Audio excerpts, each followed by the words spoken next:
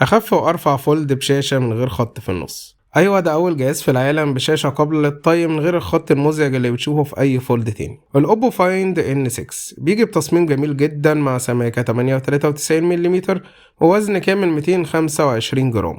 الوزن والسماكة بتاعته زي أي جهاز عادي، وفي أجهزة كمان أتقل وأكبر منه. رغم ان الجهاز هنا قابل للطي، يعني احنا عندنا شاشة كبيرة من جوه. على الرغم من السماكة والوزن الخفيف ده، لكن الجهاز هنا بيجي مفصلات من التيتانيوم مع الألمنيوم، وده الجيل التاني من الفليكس هنش اللي دلوقتي يقل فيه الجاب بتاع الهواء عشان هو مطبوع بطريقة 3D، وده هو اللي هيمنع معانا الجزء الخاص بتاع الخط اللي بيظهر في النص عند فتح الجهاز. الجهاز كمان مقاوم للمية IP56 و58 و59. الشاشة الخارجية بتاعته 6.62 إنش بحواف صغيرة جدا، وكمان تقدر تستخدمها زيها زي أي جهاز عادي. الشاشة هنا 120 هرتز LTPO، والسطوع الأقصى بتاعها 3600 نت، ولكن ده في محتوى ال HDR فقط. بالنسبة للشاشة الداخلية، الشاشة الداخلية هنا من سامسونج وحجمها 8 و12 إنش. الشاشة برضو 120 هرتز LTPO، ومعدل السطوع الأقصى بتاعها 2500 نت في وضع ال HDR. الشاشة الداخلية اللي بيميزها إن الانحناء اللي في النص مش باين بشكل كبير إلا في الإضاءات العالية، لكن في الاستخدام العادي أنت مش هتشوف الخط ده خالص، بعكس الأجيال السابقة. طبعا هنا الخط برضو بيبقى موجود، لكن بشكل أقل كبير جدا من الأجيال السابقة. وفي نفس الوقت لما تستخدم الجهاز لفترة طويلة على الوضع اللي هو بيبقى مفتوح فيه، هتلاقي ان الخط ده كأنه بدأ يختفي معاك. الجهاز طبعا بيجي بأعلى معالج موجود حاليا، هو السناب دراجون ال 8 إليت جين 5. بطارية الجهاز على الرفع ده هي بطارية 6000 ملي أمبير ومن نوع الكربون، وكمان الجهاز ده من الشحن السريع بشاحن 80.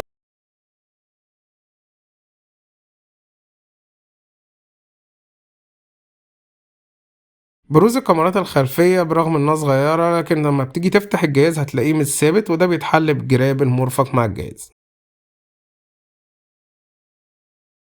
ودي كده مقارنة وجهاز مفتوح ومقفول مع تابلت رسم أو مع تليفون عادي زي الفيفو V70 FE.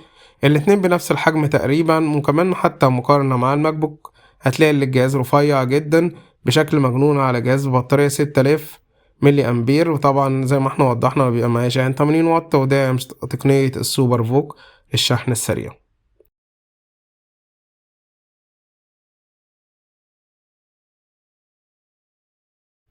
نيجي لجزئية الكاميرات، وهنا شركة أوبو أبدعت في الكاميرات. الجهاز ده نقدر نقول عليه من أجهزة الفولد القليلة جدا اللي بيجيب كاميرات احترافية. شركة أوبو هنا عملت سنسورات بالتعاون مع شركات تانية اللي هي تقدم لك تكنولوجيا تصوير متميزة. الكاميرا الأساسية هنا بقوة 200 ميجا بكسل، طبعا بالتعاون مع هانسي بليد المعروفة جدا في مجال الكاميرات. السنسور هنا هو الأحدث من شركة سامسونج وهو ال HB5. السنسور هنا بيجي بحجم صغير ومخصص لأجهزة الفولد، مع كاميرا تيليفوتو 50 ميجا بكسل وزاوية عريضة 50 ميجا بكسل، وده بيقلل لك في اللاج اللي بيحصل ما بين التنقل من كاميرا للتانية. وبيبقى فيه كاميرا كمان صغيرة، والكاميرا دي مخصصة لتحسين والتقاط الألوان. برنامج الكاميرا هنا مميز جدا وبيجي مع تقنية اللي هو اليومو ايمج انجن. دي تقنية من شركة اوبو بتقدم لك علم الوان وخصائص مميزة جدا في تحسين التصوير والتقاط الالوان والصور. تقدر كمان ان انت من خلال الكاميرا دي اللي انت هتاخد احسن اوضاع تصوير من هالسي بليد، وبيبقى فيه اوضاع تصوير جميلة جدا بالتعاون مع الشركة. الجهاز معانا بيصور بجودة 4K 120 فريم. من ضمن مميزات المعالجة يوجد تقنية اسمها هايبر تون ايمج انجن. دي اللي بيتحسن لك من ألوان وبيدمج الصور، وكمان اند تو اند بيكسمرتي دي اللي بترسم لك الصور 3D عشان تقدر يبقى فيه أبعاد مختلفة في الصورة، وفي نفس الوقت الألوان بتبقى متوازنة ومنفصلة بشكل كامل الجزء الخلفي عن الأمامي في الصورة. برنامج التصوير مميز جدا وتقدر تتنقل بين الكاميرات بدون أي لاج، ويوجد أوضاع كتير جدا للتصوير، وبتبقى هنا تصوير سريع جدا ومميز، والشطر مفهوش أي.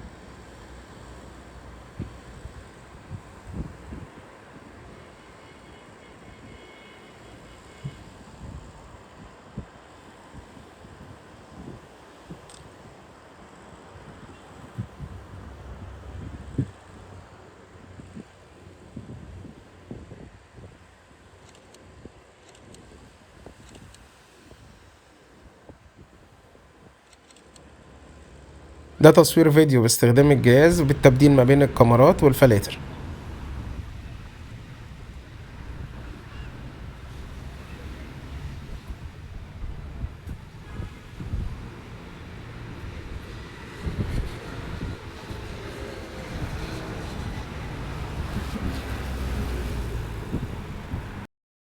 في برنامج الكاميرات تقدر تاخد صور مميزة بيها وتعدلها بشكل سريع.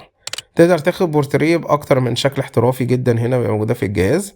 تقدر تصور بالكاميرات الخاصة بالجهاز بكل الأوضاع طبعا. دي تجربة لبرنامج التصوير الخاص بجهاز الأوبو الفايند ال N6. هتلاقي فيه تغيير ما بين أوضاع التصوير وتجربة الزوم وتجربة البورتريه. كمان هتلاقي أوضاع التصوير الخاصة بهالز بليد، واللي بتديلك إفكتات مختلفة جدا للتصوير وشكلها مميز جدا قريبة جدا للكاميرات القديمة. بالإضافة كمان لمجموعة صور احنا صورناها بالجهاز هتلاقيها بأضاءات مختلفة وزوم مختلف وكمان ألوان مختلفة. كل الصور دي مش معمول لها إيديت، الصور دي رو زي ما هي بدون أي تعديل عليها. لو حاولت تعمل تعديل هتلاقي الصور بقت حتى كمان شكلها أجمل بكتير، لكن الصور في الفيديو هنا معانا بدون أي تعديل عشان توضح لك مميزات وجمال الكاميرا.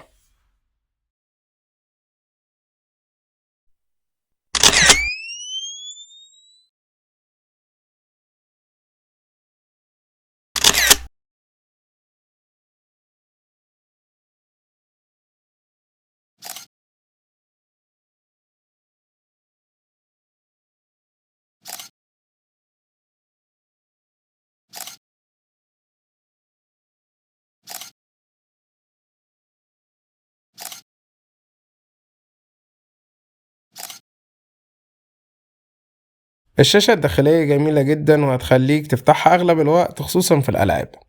ده جيم بلاي على لعبة بابجي، الجهاز بيشغلها طبعا على أعلى جرافيك مع 90 فريم بفضل المعالج القوي جدا اللي هو سناب دراجون ال 8 إليت جين 5.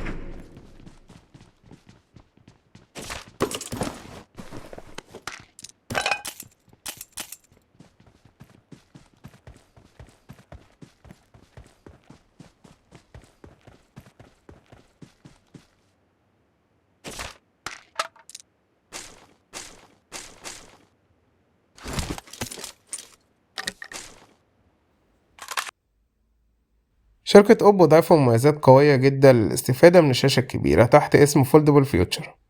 تقدر تفتح أكتر من برنامج مع بعض وتتنقل ما بينهم، بالأخص خاصية فري فلو ويندو.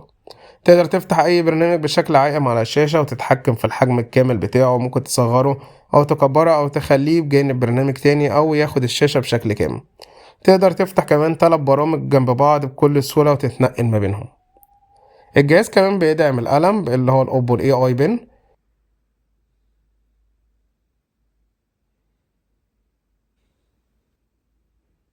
الموبايل فيه زرار إضافي جانبي، الزرار ده تقدر تخصصه لأي استخدام أنت عاوزه، مثلا ممكن تفتح بيه مميزات الذكاء الصناعي أو تخصصه للكشاف أو يفتح الكاميرا بشكل سريع.